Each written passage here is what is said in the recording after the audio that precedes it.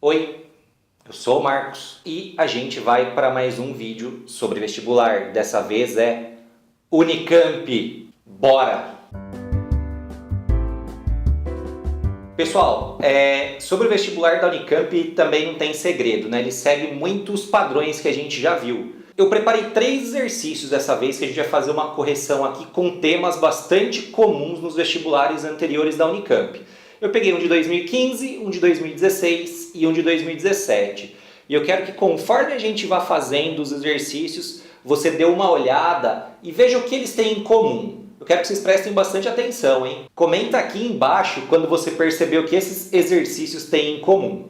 O primeiro exercício, como eu disse, é de 2015, tá? Então olha lá, no exercício de 2015 ele apresenta uma imagem que é muito comum nos livros de geografia, né? A gente vê um prédio luxuoso e do outro lado do muro a gente enxerga uma região com bastante precariedade, né? Provavelmente uma favela. Percebam nessa imagem, o que vocês enxergam de contraste nela? Pois é, a gente enxerga um prédio luxuoso de um lado, enquanto que do outro a gente vê uma região bastante precária, provavelmente uma favela, certo?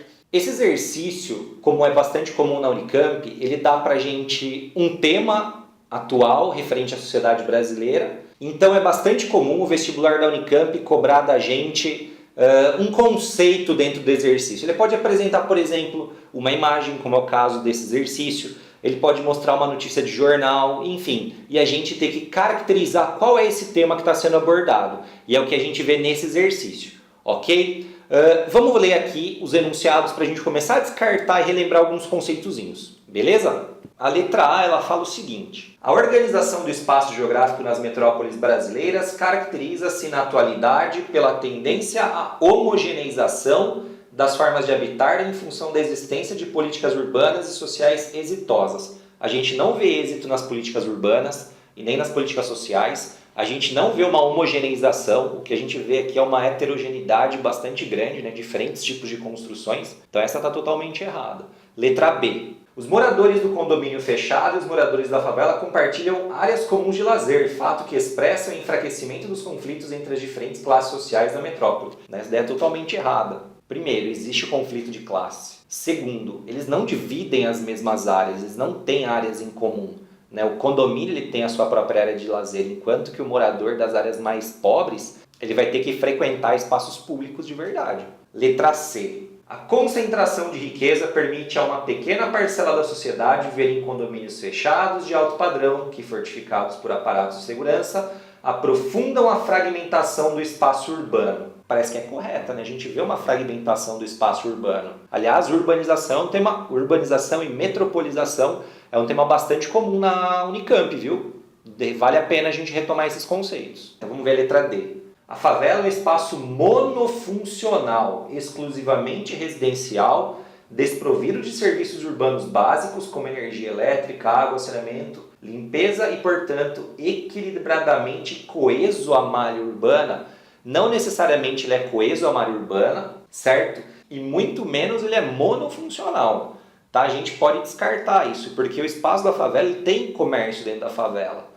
Certo? Ele tem uma multifuncionalidade, ele não é monofuncional, ok? Então esse exercício ele trabalha para a gente, problemas sociais, fragmentação do espaço urbano, metropolização, que esse fenômeno é mais comum nas metrópoles. Então fica a dica do primeiro exercício, beleza? Bora para o segundo. Esse exercício é de 2016, ele pega também outro tema que é comum dentro dos vestibulares da Unicamp. Cartografia. No caso, ele pega também a questão da escala, então ele trabalha os conceitos de cartografia de uma forma geral. Então, dentro do vestibular da Unicamp e da Unesp, eles são um pouquinho parecidos nesse sentido. Vamos analisar o exercício aqui e ver o que ele pede. Primeiro, a gente tem uma imagem que mostra a nascente de um rio, o fragmento de uma carta topográfica que mostra a nascente de um rio, no ponto A e até onde ele deságua, que é o ponto B. Ele dá pra gente a escala, que é de 1 para 50 mil, e considerando a distância entre o ponto A e B 3,5 cm.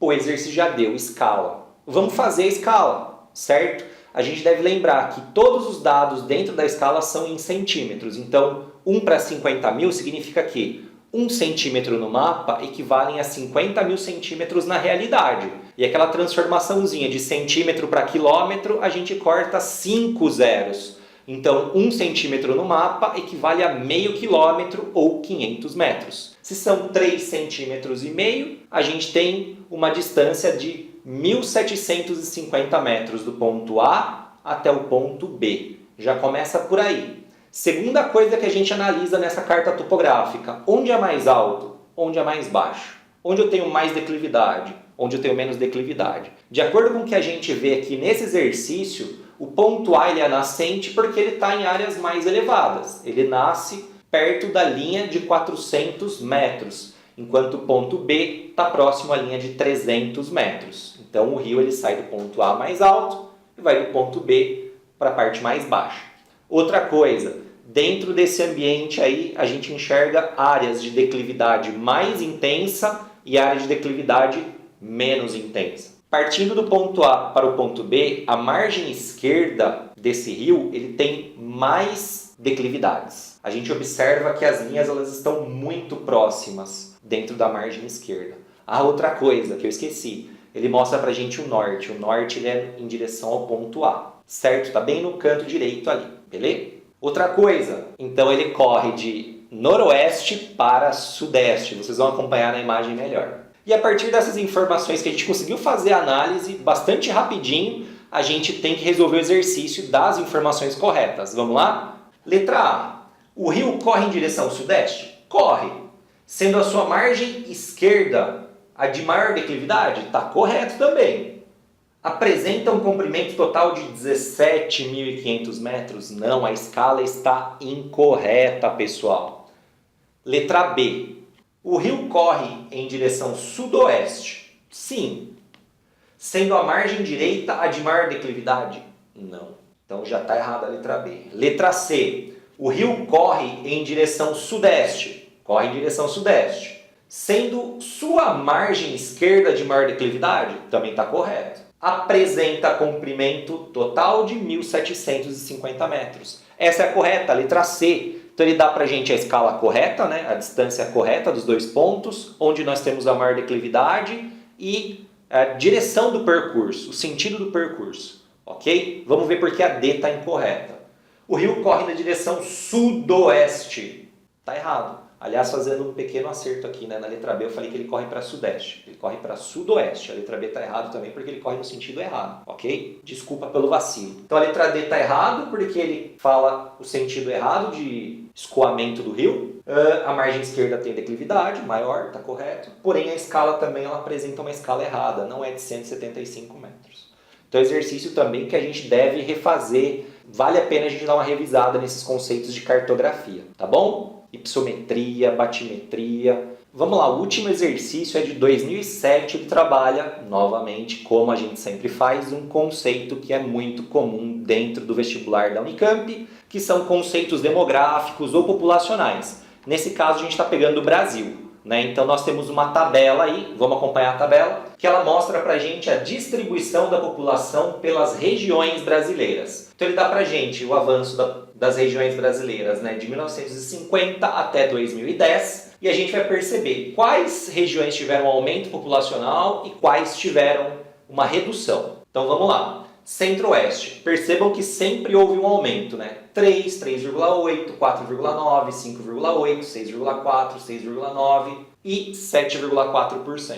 O Norte, 3,9, 4,1, 4,4, 5,6, 7, 7,6 e 8,3. Eles tiveram aumento.